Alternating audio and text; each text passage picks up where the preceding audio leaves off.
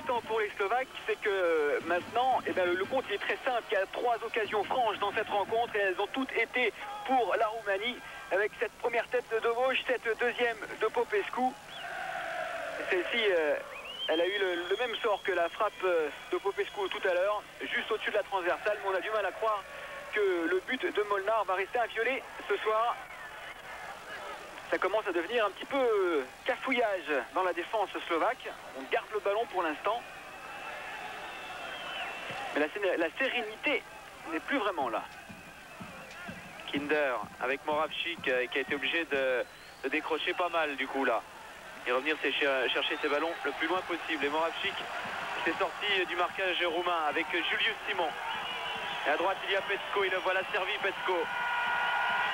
Peut-être un bon ballon pour les Slovaques, non malheureusement. Petko qui l'a très mal exploité ce ballon. Et les Roumains vont eux hériter de la touche et relancer très vite avec Ioan Lupescu. C'est dommage d'avoir gaspillé comme ça une offensive slovaque, car ils ont absolument besoin d'une occasion pour eux, puisqu'il n'y en a eu que pour les Romains pour l'instant. Une vraie occasion afin de croire en leur chance et de se relancer dans cette première période où ils se sont un petit peu assagis. On joue maintenant depuis près d'une demi-heure. Titel avec Julius Simon. Moravchik disponible qui vient chercher ce ballon et qui peut jouer en appui avec Igor Balish. Moravchik encore. Dubovski qui essaie de jouer vite. C'est une touche de balle en détournant sur Balish. Ça revient jusqu'à Titel. Et ça va aller complètement de l'autre côté avec Kinder. Non. Mauvaise inspiration. Vous avez peut-être noté le changement de position de Lubo Moravchik qui a débuté la rencontre, et comme toujours d'ailleurs, sur le côté gauche du milieu de terrain. Et là, il s'est retrouvé au centre, ou même plutôt sur la droite. Il bouge énormément. Et lui, il veut absolument guider son équipe, diriger le jeu. C'est pour faire plaisir à la France, dit-il.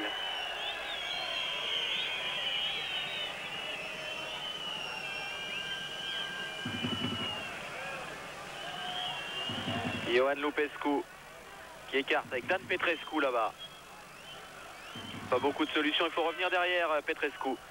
Et le voilà avec Ioan Lupescu maintenant et qui va changer de côté. Prodan. Anton Doboš. Munteanu, Doboš encore. Ils essayent de faire sortir cette équipe slovaque là, les Roumains. Hadji en 1-2 avec George Popescu. Et Moldovan qui cède énormément des bras, l'arbitre ne dit rien.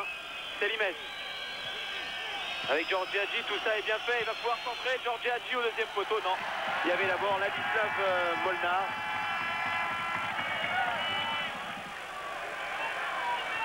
Et la circulation de balles, elle fonctionne un petit peu mieux côté roumain.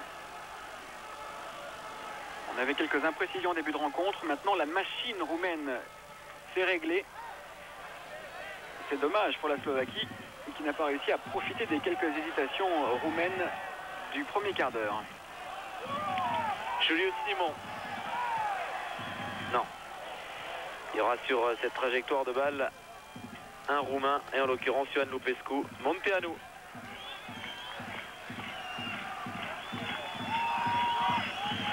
Allez, Munteanu, il a personne autour de lui, alors il accélère avec Popescu. Petrescu maintenant. Et le 4-4-2 des Roumains est très bien en place maintenant. Formation très offensive qui est venue là pour les 3 points. Attention à Moldovan. Et Marius Akatous qui peut centrer. Superbe sortie de Ladislav Molnar qui est à l'ouvrage en ce moment, le gardien slovaque, parce que les attaques se font de plus en plus belles et de plus en plus franches côté roumain. Et encore une fois, l'un des hommes les plus dangereux, pratiquement l'un des attaquants de pointe de cette équipe roumaine, c'est le numéro 6, c'est George Popescu qui est censé évoluer devant sa défense. Mais comme à Barcelone, il est très offensif et il a déjà 2 occasions franches à son actif. Failli être la 3e. Et de l'autre côté, les Slovaques commencent à peiner face à la rigueur de la défense roumaine. Toujours très bien placé. Regardez ces 4 défenseurs bien en ligne. Et Jankula est obligé de venir tacler dans les pieds de Selimes, mais ça ne sert à rien. Munteanu avec Georgi Hadji.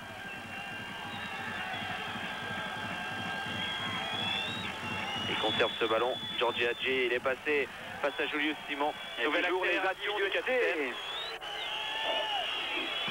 Toujours les individualités roumaines qui peuvent à un moment ou à un autre faire la différence. Pour l'instant, il s'agit surtout de Giorgi Hagi qui a beaucoup à prouver alors qu'il ne fait pas grand chose avec son club. Avec le FC Barcelone, il a beaucoup à prouver, d'autant qu'il dit que l'Euro 96, c'est sans doute la dernière chance d'obtenir un trophée pour cette génération roumaine qui devra sans doute se retirer à un moment ou à un autre, qui sera sans doute absente de la Coupe du Monde 98. D'ailleurs, il a une très belle formule, Giorgi Hagi, pour parler de cette génération, de celle qui est née de la victoire du Steaua Bucarest en 86 contre Barcelone. C'était en finale de la Coupe des Champions.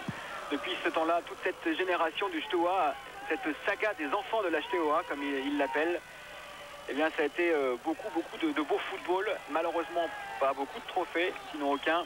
Et l'Euro 96, ils voudraient vraiment tous que ce soit leur trophée, leur dernier, avant de laisser la place à la nouvelle génération. Dorinel Munteanu qui est revenu derrière chercher ce ballon. Il bouge beaucoup, Munteanu, à l'image de l'autre numéro 11, son homologue slovaque, Moravčík.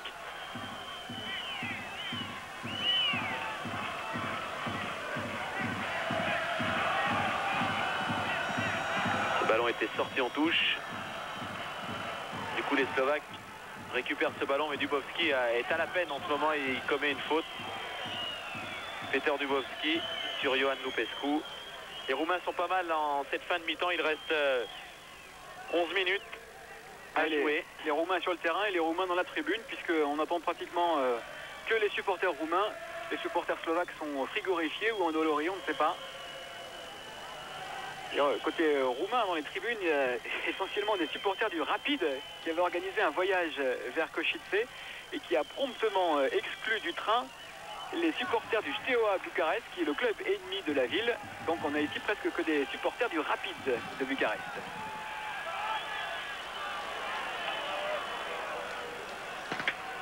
Munteanu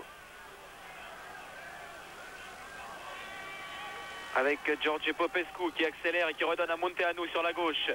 Et un appel de balle de Selimez qui sera servi. Il va rentrer dans la surface. Tibor Selimez pour centrer. Oh, et la tête de Marius Lakatos.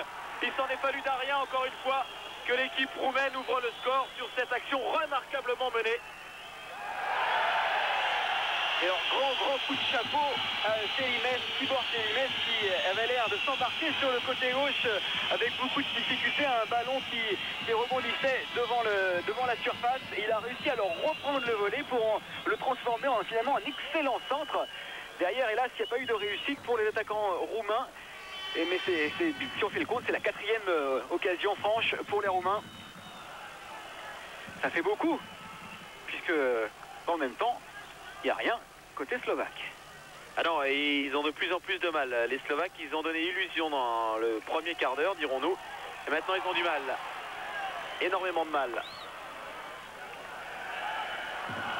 Et il faut dire que le score fleuve de leur dernier match, leur victoire 4-1 contre la Pologne, est aussi à expliquer par le fait que les Polonais aient été réduits à 9 après 2 expulsions.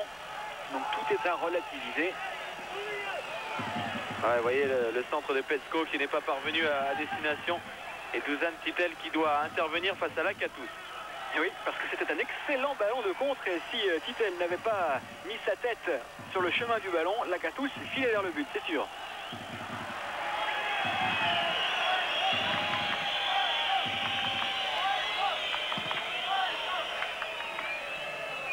Quelques tribunes vides derrière Lubo Moravčík. Il y a aussi une autre explication au fait qu'il n'y a pas grand monde finalement à Košice. C'est que les gens ici n'étaient pas franchement d'accord avec la partition de la Tchécoslovaquie, d'un côté la Tchéquie et de l'autre la Slovaquie. On estime que la Slovaquie a beaucoup perdu dans cette partition et on aurait bien aimé conserver l'ancien pays. Ouais, ce bon ballon pour Dorinel Munteanu face à Ladislav Molnar. Un ballon que récupère encore Munteanu. Après l'intervention de Molnar, il y a le feu.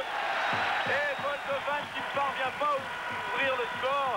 Quel exploit de Molnar encore une fois. D'abord dans les pieds de Munteanu et ensuite sur la frappe un peu molle, c'est vrai, de Moldovan, mais grosse frayeur côté slovaque. Ah oui, frappe un peu molle, mais avec un rebond tout de même, et bel exploit effectivement, parce que non seulement il fallait sortir dans les pieds du premier attaquant roumain, mais ensuite il fallait se replacer avec une grande vitesse, une grande vélocité, et se replacer intelligemment, c'est ce qu'il a fait. Mais là, ils ont manqué peut-être un petit peu de réalisme, les Roumains, parce qu'il y avait franchement, à 2 reprises, moyen d'ouvrir le score. Mais ça se gâte. Ça se gâte pour la défense slovaque. C'est de plus en plus difficile de contrôler toutes les offensives roumaines. Ah, des Roumains qui dominent copieusement en ce moment. Et c'est Hadji qui va effectuer cette touche. Ouais, bonne intervention de Karan cette fois devant Moldovan, et Moldovan récupère quand même le ballon, et la Katus qui centre, les Roumains qui réclament une main que ne leur accorde pas monsieur Heulenberg. Et le pourcentage des duels entre Karan et Moldovan est peut-être en train de pencher maintenant du côté du Roumain. Avec un beau ballon quand même, attention à cette contre-attaque, Jan Kula qui a devancé Prodan, et les Slovaques vont obtenir un corner. Avec un retour de Chélimès à toute vitesse, du coup du pied a envoyé ce ballon derrière le but. C'est peut-être sur un coup du sort comme ça que la rencontre peut changer de visage. Il n'y a plus que 2 défenseurs slovaques dans le rond central. Tous les autres, à savoir donc 1, 2, 3, 4, 5, 6, 7 joueurs slovaques sont dans la surface roumaine.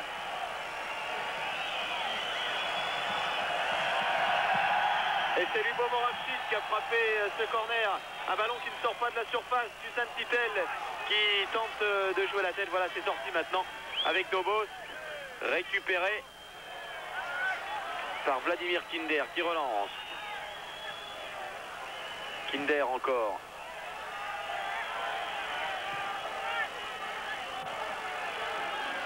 Igor Balish.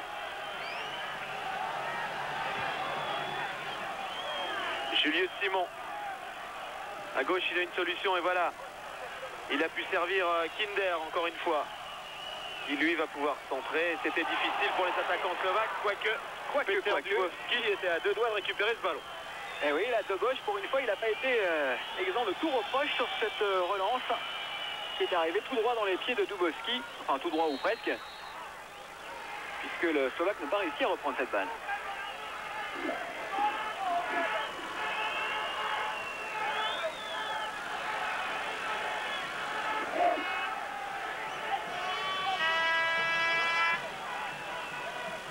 Yankula, il est passé, Yankula, il va pouvoir accélérer.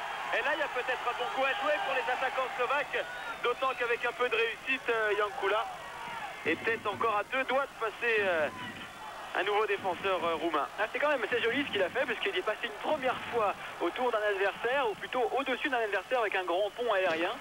Il a essayé le grand pont au sol, après ça a été plus difficile, mais c'est lui l'homme providentiel, Yankula. On vous l'a dit, il est rentré 3 fois dans cette équipe slovaque, à chaque fois il a marqué. Et on compte énormément sur lui. Il a marqué contre Israël, contre l'Azerbaïdjan et contre la Pologne. Attention à George Popescu dans la surface. Là, ça y est, il s'est fait embarquer et enfermer là-bas dans le coin. Il va quand même obtenir une touche. Hadji, Popescu, les 2 du Barça, font très mal à la formation slovaque. Et jusqu'à présent, si les Slovaques ont réussi à endiguer les attaques et les assauts roumains, c'est parce qu'ils ont enfermé ceux qui portaient le ballon. Ça a été plusieurs fois le cas. Et ça a l'air de fonctionner.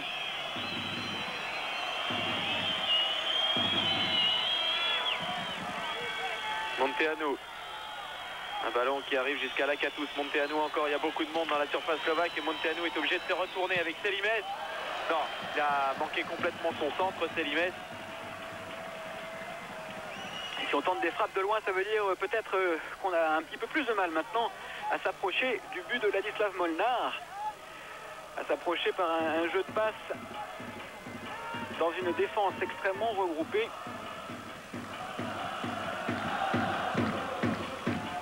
Pour l'instant, je vous rappelle que si la France gagne ce soir en Israël, non pas en Israël, mais face à Israël à Caen, elle est automatiquement qualifiée pour l'Angleterre. Moravcik, non. Le bon retour de Moldovan dans les pieds de Moravcik. Qui en plus se plaint d'avoir été accroché par la cheville. Il a fini sa course en boitant bien bas.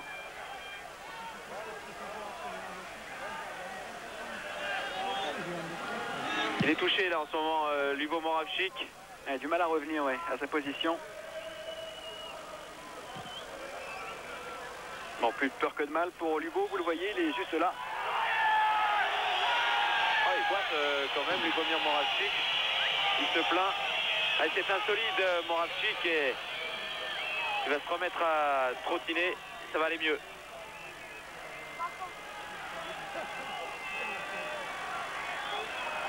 Farouche bataille là-bas, c'est remporté par les Slovaques. Et le revoilà, Lubo Moravchik, il va beaucoup mieux. Malheureusement, il n'a pas complètement récupéré, il n'a pas assuré son ouverture sur Dubovski. Ouais, il s'est excusé en montrant qu'il bottait toujours un petit peu. Sans doute la cause de ce manque de précision. Munteanu, avec encore Selimès qui s'est engouffré là-bas sur le côté gauche. Et il a fallu l'excellente intervention de Titel de toute façon. Selimès était signalé hors jeu. Dubovski prise avec Prodan. Il y a faute du Roumain.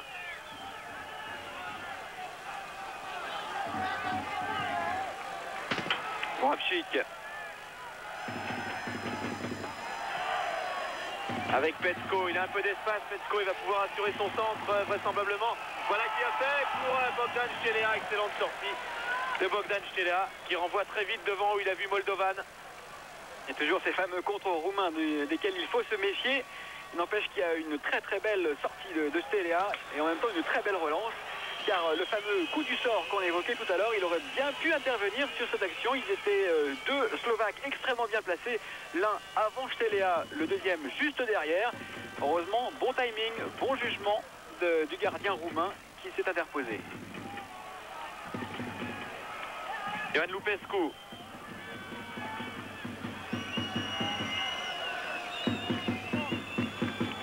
Avec lui, Dorinel Munteanu encore très disponible et qui organise pas mal le jeu. Popescu à droite jusqu'à Georgi Hagi. Regardez ça, Georgi Hagi, il est parti, il a accéléré, il va pouvoir centrer maintenant Hagi et c'est parfait pour la tête de Moldovan, c'était un petit peu trop haut. Petko va pouvoir repartir. Ah, il concède une touche quand même le Slovaque. C'est joué très vite. Munteanu avec Selimès encore, que c'est bien fait, il va pouvoir centrer Selimès. C'était direct et Molnar a dû montrer encore tout son talent sur cette action pour repousser ce ballon. Et quelle fin de première période, on sent vraiment toute l'importance du but marqué juste avant la pause. Avec la Catous maintenant, c'est pris par Karan qui a dû intervenir avec énergie là. Et c'est salué par le public slovaque. Et enfin les encouragements slovaques, ils ont tardé à venir. Le peuple de Košice se réveille. Popescu, Munteanu. Voilà, c'est la mi-temps à 45 minutes pile, sifflé par monsieur Eulenberg sur ce score de 0-0 pour l'instant. Ça arrange bien l'équipe de France, il faut être très clair. Si on vous montre ce match, c'est tout simplement parce que ce match est important pour l'équipe de France. Si on en reste là, c'est tout bon, c'est de bon augure pour ce qui va se passer ce soir maintenant. Et oui, espérons pour l'instant la France, si elle gagne contre Israël, elle est qualifiée. Et nous on retrouve tout de suite Eric Bail qui va nous parler de beaucoup de choses, football américain entre autres par exemple. À toi Eric.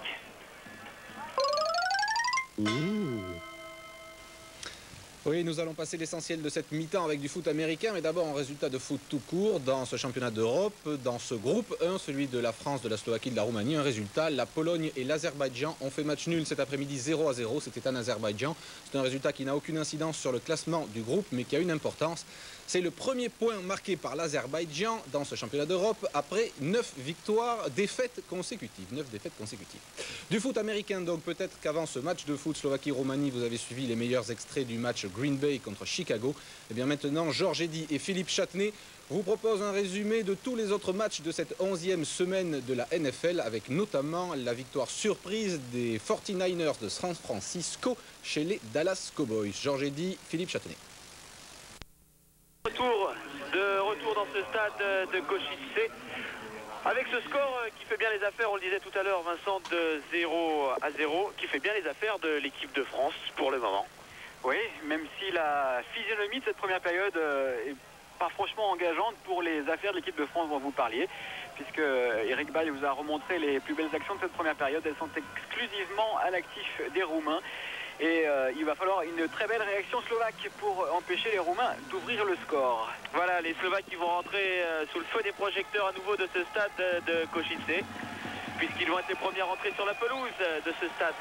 Mais oui, les projecteurs qui ont d'ailleurs causé la fureur de la Roumanie entière et d'Angel Iordanescu, le sélectionneur, puisqu'il y a 2 jours, lorsque la sélection roumaine s'est entraînée ici dans le stade, ils ont eu droit à 1 heure de projecteurs, puisqu'ils se sont entraînés en pleine nuit, et 1 heure, pas plus, pas 1 seconde de plus. Et le problème, c'est qu'ils n'avaient pas fini de s'entraîner, et que lorsque les projecteurs se sont éteints par les responsables slovaques, et ben tout le monde était encore sur la pelouse, et ils se sont retrouvés en pleine nuit, et ils n'ont pas réussi à retrouver tous les ballons qu'ils avaient dispersés sur la pelouse, ni les équipements, les affaires, etc. Ils ont trouvé ça que le lendemain matin, et encore il y avait pas mal qui avaient disparu. Donc grosse colère de Iordanescu et de toute la délégation roumaine. Alors voilà, ils aimeraient bien se venger sur la pelouse et gagner ici en Slovaquie à Košice dans ce match, le dernier de qualification pour l'Euro 96. Je vous le rappelle, la Roumanie est toujours leader de ce groupe, mais si la Roumanie fait match nul ou perd ce soir à Košice, il y a de grandes chances que la Roumanie perde sa place de leader. Et voilà, et donc elle se retrouverait deuxième, mais avec un concours de circonstances fâcheux, elle pourrait être parmi les 2 plus mauvais seconds de tous ces groupes de qualification. Et vous savez que les 2 plus mauvais seconds se retrouvent en barrage. Ce sera le 13 décembre à Liverpool. Et il y en aura forcément un des seconds, un des deuxièmes, qui sera exclu de la compétition en Angleterre. Voilà, monsieur Hellenberg est là, messieurs Vervorst et Klug, ses assistants également. Tout est prêt, les gardiens, eux, sont prêts aussi. Voilà, petit signe à tout le monde, à tous les joueurs, tout le monde est prêt. Vous aussi, je le suppose, pour que cette partie redémarre. Pas de changement dans les 2 équipes. Ce sont les 2 mêmes formations alignées au début de la rencontre Non, eh bien non, parce que du côté slovaque, il y a la rentrée, je le vois là-bas, de Juriga, qui est rentré visiblement à la place de Petsko. Oui, en fait, on hésitait entre deux compositions d'équipe pour la Slovaquie. C'était soit Juriga, soit Petsko. Eh bien, Petsko a fait la première mi-temps et Juriga va faire la seconde. Ça ne change pas énormément au niveau du dispositif tactique. On va sans doute voir Karan prendre la place de Petsko. Tomaszek redescendre d'un cran et avec Juriga qui va se positionner en milieu de terrain, semble-t-il. Voilà, bah c'est le seul changement en cette 2e période, en ce tout début de 2e période. Donc là-bas sur le flanc droit, Juriga, le Slovaque, à la place de son compatriote Petsko.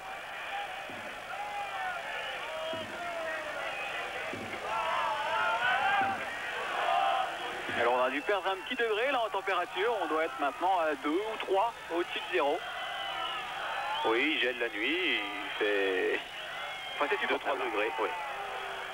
Hadji qui frappe, une nouvelle intervention de Ladislav Molnar. Allez, dès la première minute 30 de jeu dans cette 2e période, déjà Molnar sollicité par cette frappe de Georgi Hadji. Et encore une fois, Molnar impeccable. Et encore une fois, Hadji qui se révèle être le véritable poison de cette équipe roumaine avec ses crochets.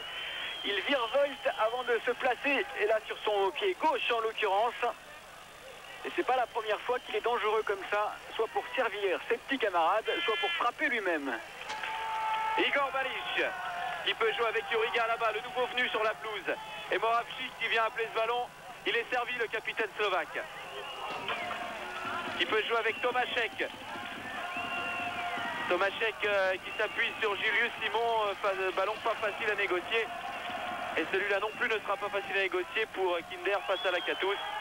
Avantage aux Roumains. Petrescu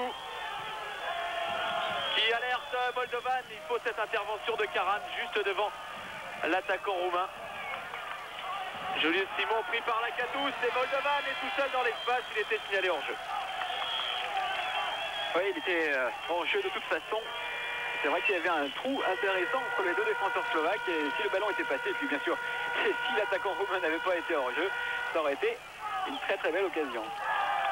Bonne intervention, Ioan Lupescu qui est sorti dans les pieds là-bas de Dubovski et il y aura un coup franc pour les Roumains sur un tacle irrégulier visiblement d'Igor Balic. Popescu.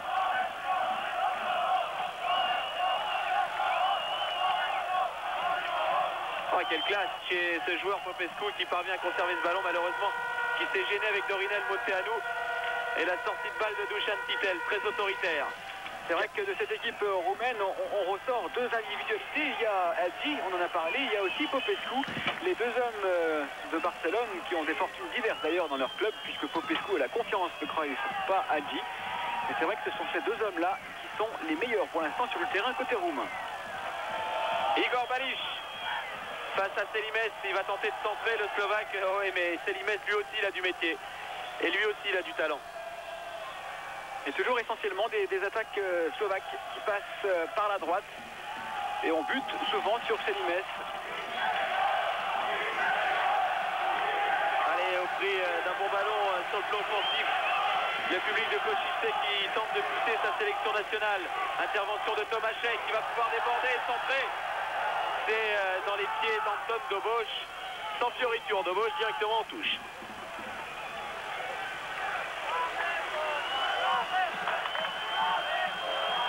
Tomášek. Non. Et intervention d'Obos une nouvelle fois. Une nouvelle fois en touche. Et Moldovan qui est le seul en pointe lorsqu'il y a une attaque slovaque. Tout le monde redescend très bas côté roumain. On sait que le coup dur peut venir à n'importe quel moment. Venant de la sélection de Iankesh. Ça c'est bien fait, c'est un bon ballon pour Dan Petrescu. Qui cherchait Moldovan, mais pris à contre-pied Moldovan et les Slovaques qui semblent un peu plus fringants en cette deuxième mi-temps, qui tentent de relancer, mais mauvaise inspiration de Julius Simon. Monteanu pour Petrescu, absolument seul sur le côté droit. Là, il a tout le temps pour centrer. Petrescu. Difficile de savoir ce qu'il a voulu faire, là, dit. Soit prolonger ce ballon de la tête pour qu'il aille au second poteau. Là, on a très bien vu ce qu'il voulait faire. Il voulait servir Moldovan et une petite balle de l'extérieur du pied. Imprécis jusqu'à présent. Hadji. Rodan. Il va trouver impeccablement Marius Lakatos qui parvient à conserver ce ballon et qui va même obtenir un coup franc Lakatos. Jouez vite. Selimès. Hadji. Hadji qui s'engouffre avec Monteanu qui cherchait le 1-2. C'était très bien joué, très bien sorti. Ça n'est pas passé. Et pour cause, il y avait quand même 6 défenseurs slovaques, 6 joueurs qui faisaient office de défenseurs. Difficile de trouver des espaces, de trouver des trous, mais la vivacité et la précision des Roumains peut faire la différence. On a vu quelques échantillons en première période. Moravchik qui a, semble-t-il, récupéré de sa blessure à la cheville. On aurait pu craindre que la mi-temps, en refroidissant la cheville, ne réveille la douleur, mais ça n'a pas été le cas. Il est toujours sur le terrain et c'est tant mieux pour la Slovaquie. Et le revoilà, le capitaine slovaque. Et capitaine stéphanois également. On le retrouvera dimanche, Lubo Moravchik, dans un très passionnant, certainement, AS Saint-Etienne à JOCR, classique du championnat, mais toujours très animé. Lubo qui rentre demain soir en France. Il prendra un avion via Genève. Via Genève, exactement. Pour être rapidement de retour